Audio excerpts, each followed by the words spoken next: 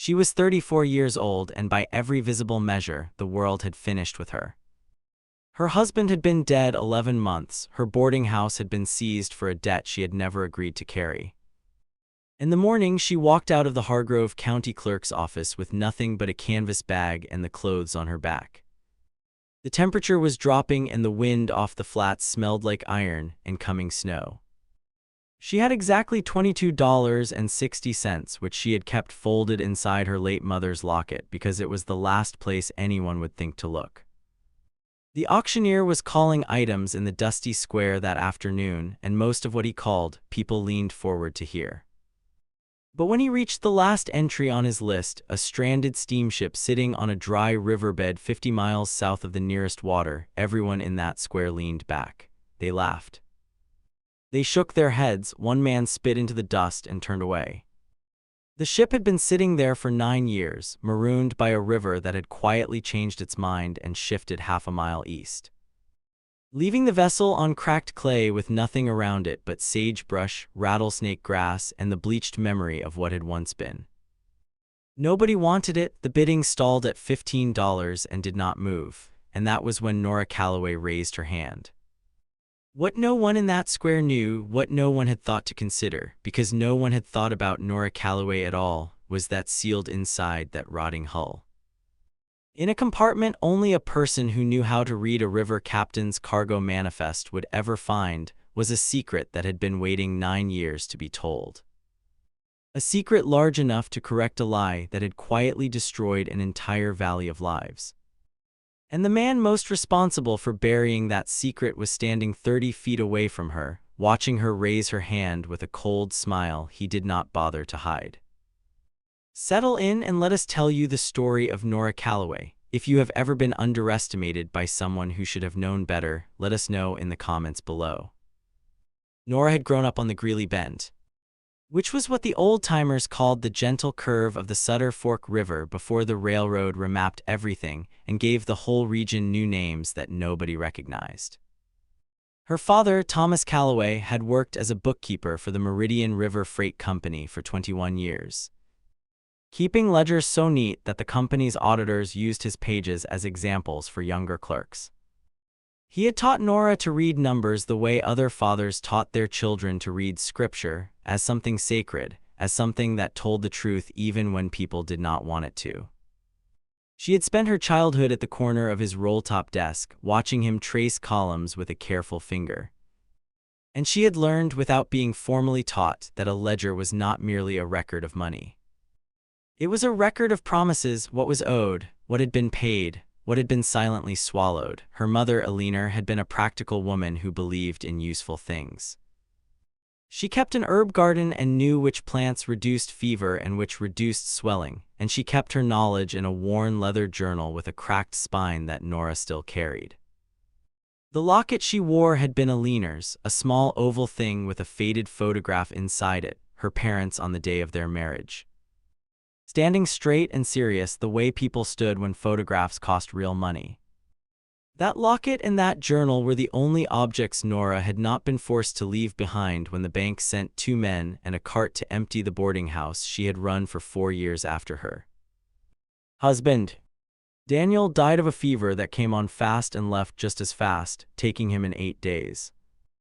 Daniel had taken out a loan she had not known about, the kind of loan that grows in the dark. The kind a banker names as a kindness while he draws up papers that leave no room for breath. His name was August Welford, and he had been the principal creditor of Hargrove County for over 20 years. He was a tall man with silver hair that he kept brilliantly combed, and he wore coats of a quality that made people speak quietly in his presence. He did not shout, he did not threaten. He simply produced documents. He produced them the way a card player produces cards, methodically, from a position of certainty, with a practiced expression of mild regret. When he came to see Nora in the weeks after Daniel's death, he brought a young clerk and a leather folder. And he explained with great patience that the boarding house had been pledged as security against a note Daniel had signed, and that the maturity date had passed, and that he was sorry for her grief, but that the world proceeded according to its obligations. She had contested it. She had gone to the county attorney and the circuit judge and a lawyer in the next town who charged her $3 to tell her that the documents were properly executed. She had written 2 letters, careful and precise in her father's style, but the system that answered her was the same system that had printed the documents. August Welford sat on the county bank board and the land records committee and had helped finance the railroad spur that brought commerce to the valley. He was not someone the county opposed. He was someone the county depended upon. And so Nora Calloway had been set out into the cold with her canvas bag and her locket and her mother's herbal journal. And the morning the auctioneer called that stranded steamship at $15 with no takers. She raised her hand and paid $20 for it and considered herself to have made a reasonable exchange. August Welford had watched her bid with that cold smile, and one of the men near him had murmured something. The auctioneer had cleared his throat and recorded the sale with a suppressed grin. A woman near the edge of the square, one of the grocer's wives, had pressed her lips together in that particular way that is worse than pity. Nora had taken the deed of transfer, folded it into her mother's locket alongside her remaining money, and walked to the livery to arrange transport south. The man who drove her was a retired river worker named Amos Brigg, who was 61 years old and had the face of someone who had spent those 61 years looking directly into wind. He had agreed to take her down for the price of 2 meals and $1.50. And he said almost nothing for the first 3 hours except to occasionally announce the name of a landmark they were passing. He called the stranded steamship the Sutter Queen without being asked, the way a person names something they have known a long time, and when she asked him what he knew about it. He was quiet for a moment before he said it had belonged to the Meridian River Freight Company. Nora went very still when he said that. She asked him when it had been abandoned, and he said 9 years ago, same year the river shifted. Same year, he added with a careful pause, that the Meridian Company had dissolved. Same year, he said without looking at her, that all the freight workers on the lower Sutter Fork had been told their final wages were lost in the company collapse and would not be paid. The wagon moved through dried grass that whispered against the wheels. The sky overhead was the color of old pewter, and the sagebrush stretched in every direction without comfort. Nora held her mother's journal in her lap and looked at the horizon and thought about her father, who had kept the Meridian ledgers for 21 years. And who had died 2 years after the company dissolved, quietly and without explanation, in the rented room he had moved to when the company house was reclaimed. He had left her nothing but his bookkeeping tools and a single sentence written on the back of an old invoice. The numbers will speak when someone has patience to listen. She had kept that invoice for 12 years. She had not known what it meant until this particular afternoon, riding south through the sagebrush toward a steamship that no water could reach. The Sutter Queen appeared in the failing light of early evening, and it was not what she had imagined, though she could not have said exactly what she had imagined. It was larger than she expected. Its 2 decks listed slightly to the left, and its wheelhouse was missing several boards. And the paint on its hull had long since given up and peeled away to bare gray wood that had been bleached and cracked by years of sun. But the hull itself, the deep body of the boat, appeared largely intact. The smokestacks tilted but stood. The loading crane on the foredeck was rusted into position, its cable dangling. Dry weeds grew up around the base of the ship in a wide ring, and the cracked clay of the former riverbed spread out in all directions, patterned like old leather. Amos helped her carry her bag up the loading ramp, which held, to the surprise of them both. He stood on the main deck and looked around with the expression of a man who has been to a funeral he attended out of respect and now needs to return to his own life.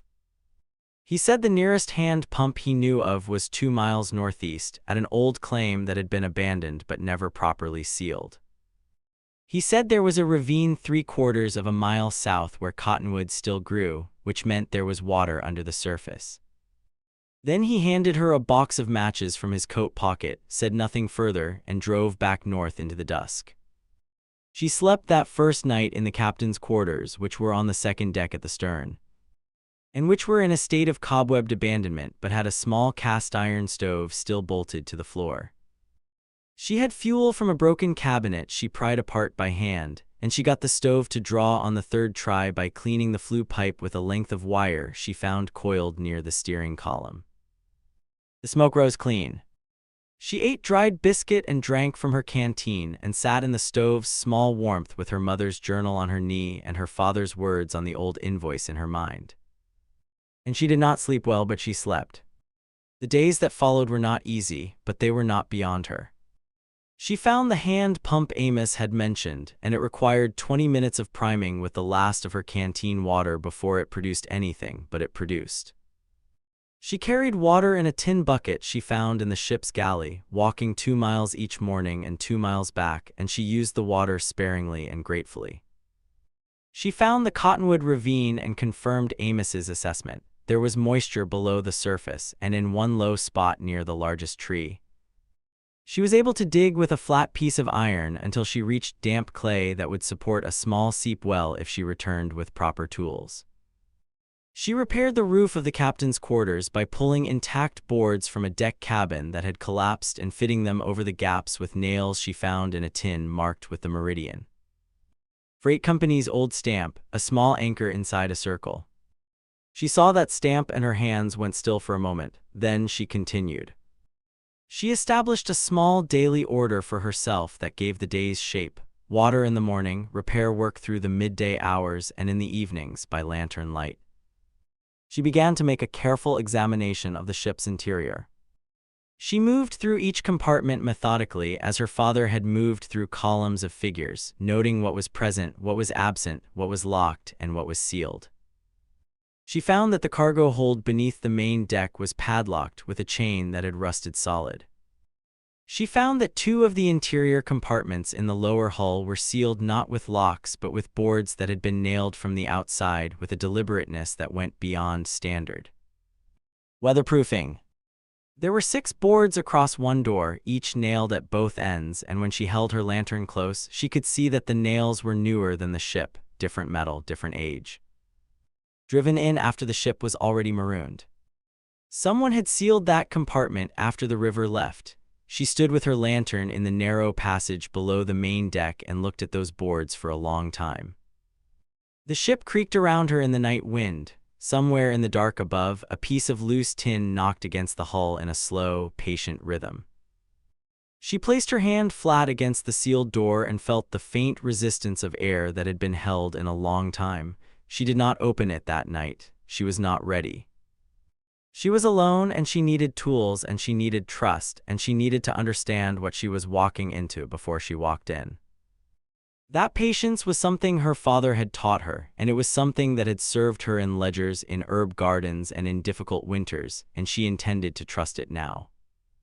The town of Belden Cross was 9 miles north along the wagon road. And Nora made the walk on the 5th morning carrying a short list of items she needed and a willingness to endure whatever the townspeople had to say.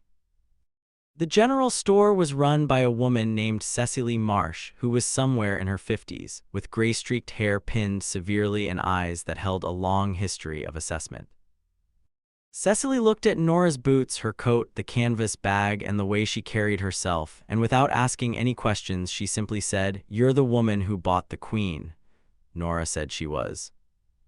Cecily said nothing further and sold her a cold chisel, a short pry bar, a half-pound of nails, a coil of rope, 2 candles, a portion of dried beans, and a tin of salt pork, all at fair prices. Which was its own kind of statement. As Nora was settling the account, a man came in from the back room, a large, gray-haired man with a blacksmith's hands and a blacksmith's quiet, and Cecily introduced him as her brother, Everett. Without explaining why. Everett looked at the cold chisel and pry bar and said, "You going into the hull?" She said she was working her way through the ship. He said that ship had sat sealed for 9 years and that 3 different people over those years had looked at it and walked away. She asked what had turned them away. He said it was not the work. It was that August Welford had let it be known, in his quiet way, that anyone who interfered with the vessel's contents could be subject to legal complications. As the Meridian Company's assets had technically passed through Welford's bank during the dissolution proceedings. Nora looked at him steadily and said that she had a deed of transfer, properly recorded with the county clerk, and that the deed included all fixtures and contents. as was standard for abandoned property sales, and that she was happy to show anyone who asked. Everett Marsh looked at his sister, and something passed between them that Nora did not entirely read, and then he said that he would come down Saturday and help her with the hold. If she wanted an extra pair of hands, she said she would be grateful. He came Saturday and he brought his tools, which were better than hers, and he brought a lantern with a good wick. And he brought the information that he had worked one season on the Lower Sutter Fork loading Meridian freight when he was 23 years old, and that when the company dissolved. His summer's wages, $14, had been among the payments declared lost in the collapse. He said this without bitterness, only as context, and then he set his chisel against the first sealed board and drove it with a mallet that rang through the ship's bones like a deep, slow bell. They worked through the padlock chain first, using a bolt cutter Everett had brought without comment. The chain fell away in 2 sections, each end orange with rust. The cargo hold below the main deck was empty, or nearly so. There were 3 wooden crates stacked near the aft wall and a 4th crate that had partially collapsed under its own rot. The 3 standing crates contained freight invoices, hundreds of them, all bearing the Meridian River Freight Company anchor stamp, all properly dated, all recording deliveries made along the Sutter Fork corridor between the years 1881 and 1892. Everett held his lantern over them and read a few at random, and the name August Welford appeared in the payment column of several with a regularity that was not incidental. But these were not what made Nora's breath catch. It was the sealed compartment in the lower hull, the one with the 6 boards nailed from the outside in a different metal than the ship's own. They worked the pry bar along the boards one at a time, each one groaning and releasing, and the 6th board came away with a sound like a long breath being let out. The door behind it was not locked. It opened outward on hinges that had been oiled before sealing, which told her that whoever sealed it had done so carefully, intentionally, and with the expectation that someone would someday open it again. Inside was a narrow compartment that had once served as the freight clerk's office. There was a small desk bolted to the wall, a wooden chair, and on the desk, beneath a piece of oilskin that had been lashed down at all 4 corners with cord, were 2 things. The first was a strongbox locked of medium size bearing the Meridian anchor stamp and the initials TC burned into the lid with a branding iron. TC Thomas Calloway, her father's initials. She stood and looked at those letters for a long time. The lantern light moved in a small draft. Everett said nothing. Her hands were steady, which surprised her, but the steadiness was not coldness. It was the feeling of a long-held question arriving at its answer. The second thing beneath the oilskin was a letter, sealed with wax that had held perfectly in the dry, sealed air.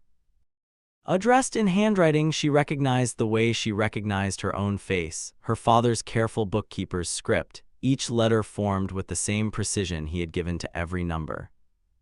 Every column, every page of his 21 years of honest work.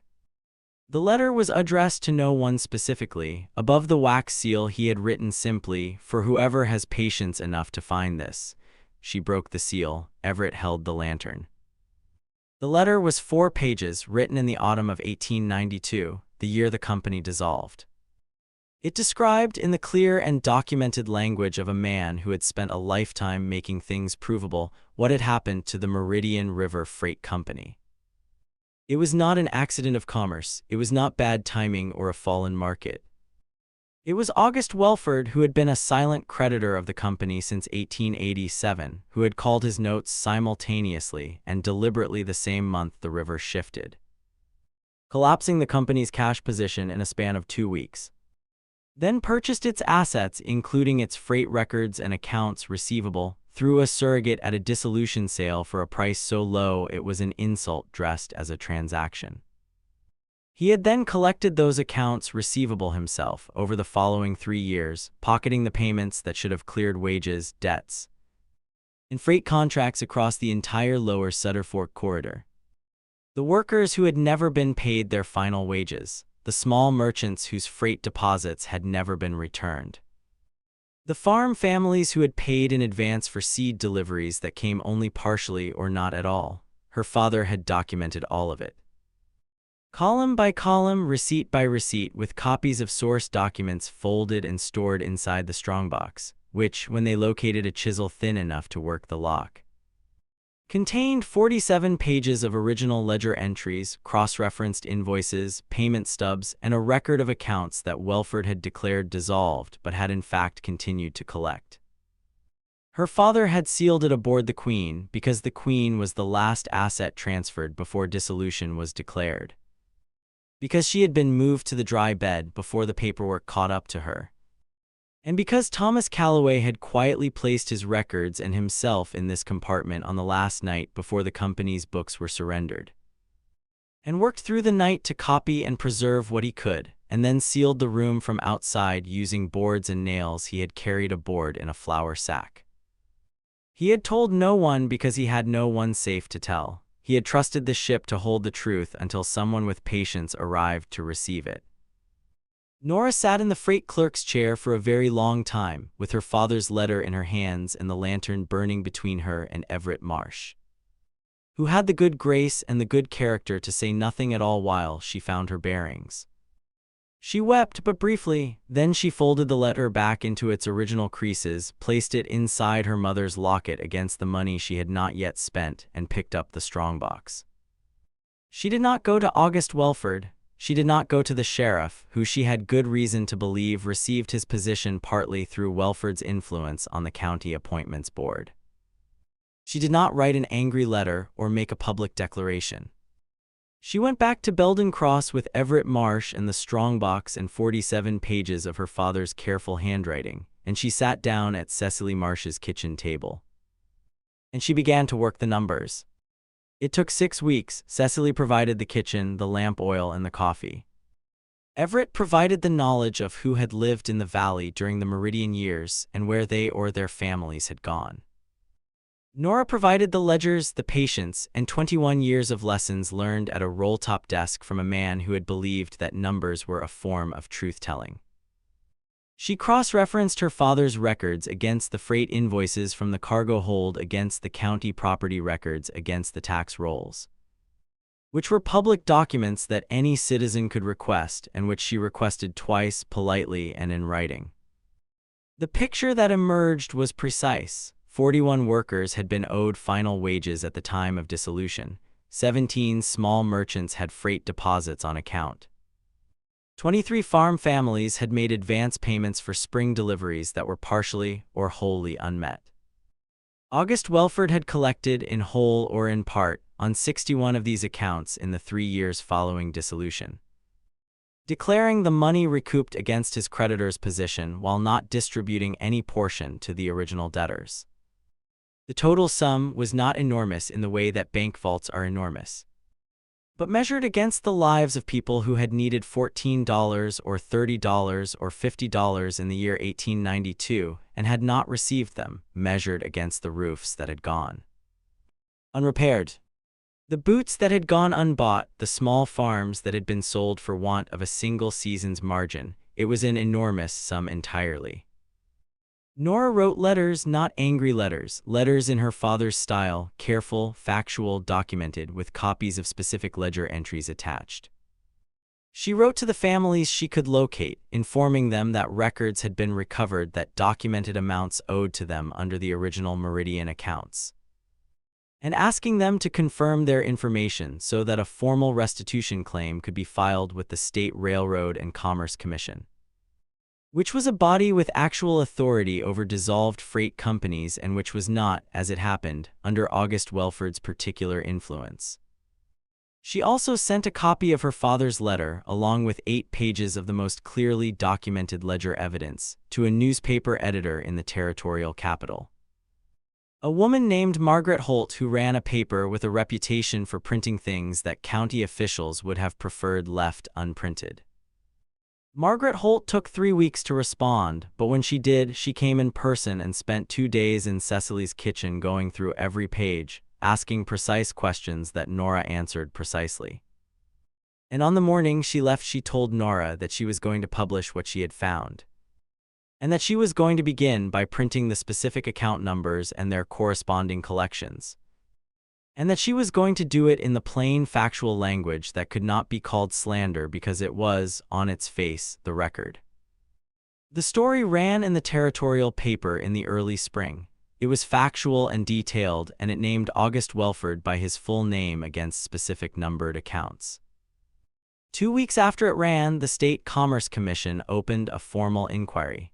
The commission wrote to Welford's bank requesting the dissolution records from the Meridian proceedings. Those records, when produced, confirmed the accounts. There was no dramatic confrontation. There was no public scene. Welford's lawyers produced counterarguments. But the counterarguments required contradicting ledger entries that had been in sealed storage for 9 years under conditions that made fabrication implausible. And Welford's lawyers were practical men who understood when an argument was lost.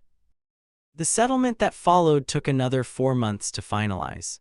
Nora was not a party to it formally. She had no legal claim to the Meridian funds as she had never been an employee or creditor.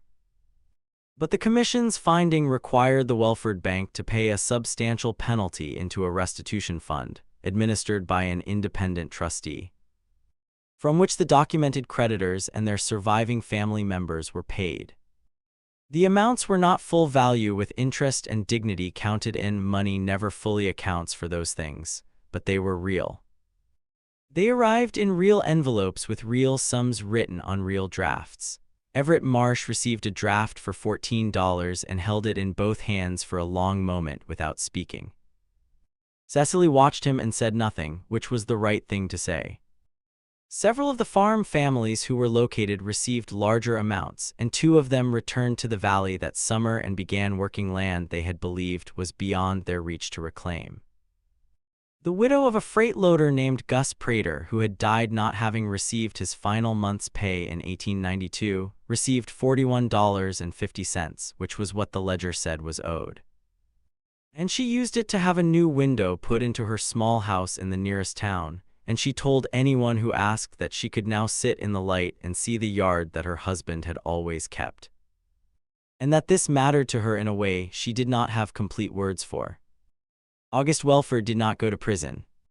The legal structures of the era were not built with enough reach to put a creditor in prison for collecting aggressively against a dissolved company, even when his methods had been what they had been. But the formal commission finding used language that traveled. His bank's reputation, which in a county bank is a living thing that breathes only by the trust of depositors, took injuries that did not heal. Accounts were moved. Partners who had been useful associations quietly renegotiated those associations. A land deal he had been assembling for 2 years fell apart when the other parties read the commission finding and calculated their own risks. He did not leave Hargrove County with a dramatic departure. He contracted slowly and steadily, the way a fire contracts when the fuel is withdrawn, until what remained was small enough that no one in the valley needed to think about it anymore. He had dismissed Nora Calloway as worthless, as inconvenient, as a woman with a canvas bag and a desperate bid on a rotting ship.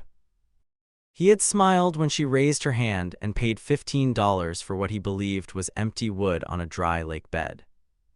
The truth he had buried poorly. Because he had not known that Thomas Calloway had sealed it in the same ship with the care of a man who had spent his whole life making sure things added up correctly, and who had trusted that the numbers would eventually speak to someone patient enough to listen. As for Nora and the Sutter Queen, the practical question of what to do with a steamship stranded on a dry riverbed had an answer that presented itself naturally. The hull was sound. The structure, once the damaged decking was replaced, was solid. She had 2 decks of usable interior space and a freight office compartment that was, as it turned out, the best preserved room in the entire vessel. Everett rebuilt the decking through the spring. Cecily's kitchen contributions to the project gradually evolved from coffee and lamps to regular meals and then to a regular presence. Because a woman who ran a general store understood supply and distribution. And a converted steamship in a wagon crossroads location had clear potential as a dry goods exchange point for the surrounding homesteads. The Sutter Queen opened as a trading post and community station in the early summer, and on the first morning it opened, Nora stood in the doorway of the main deck cabin. which had been fitted with a counter and shelves, and watched a farm wagon come across the cracked flat from the south with a woman and 3 children in it, stopping to trade preserved goods for dry staples.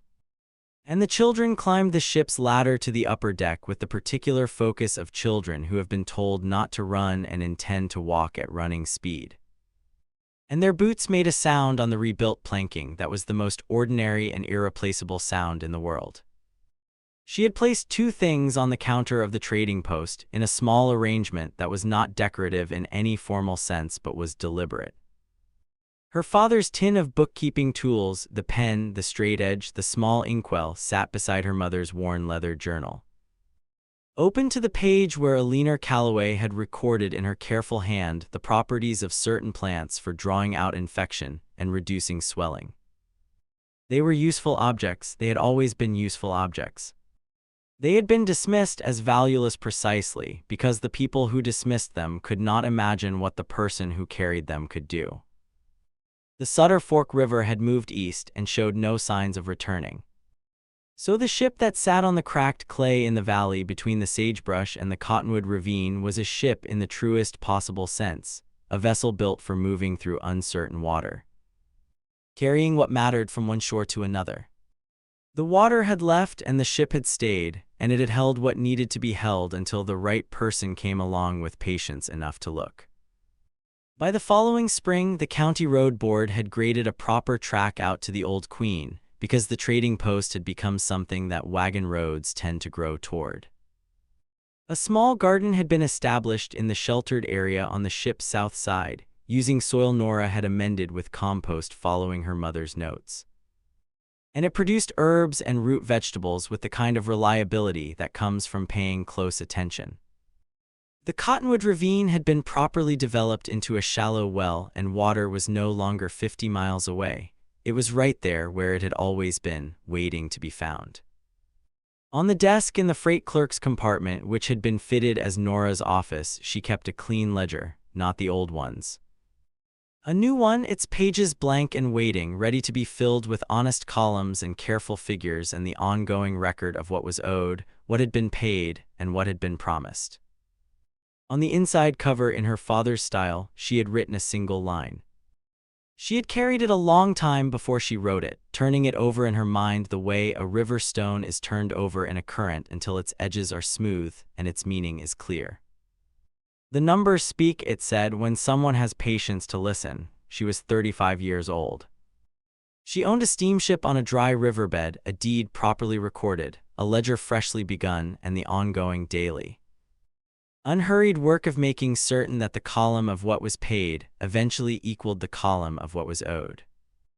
Outside the trading post window, the sagebrush moved in the late afternoon wind, and smoke rose thin and straight from a chimney that had not smoked in 9 years, and somewhere down the cracked flat, a wagon was coming, carrying people toward a place where someone had thought to light a lamp and leave the door open. Thank you for spending this time with us and the story of Nora Calloway and the Sutter Queen. If something in her story moved you, the patience, the ledger, the father's sealed trust, or the quiet way that forgotten truth can wait for the right person to arrive, we hope you will share it with someone who believes that overlooked things can still carry great value.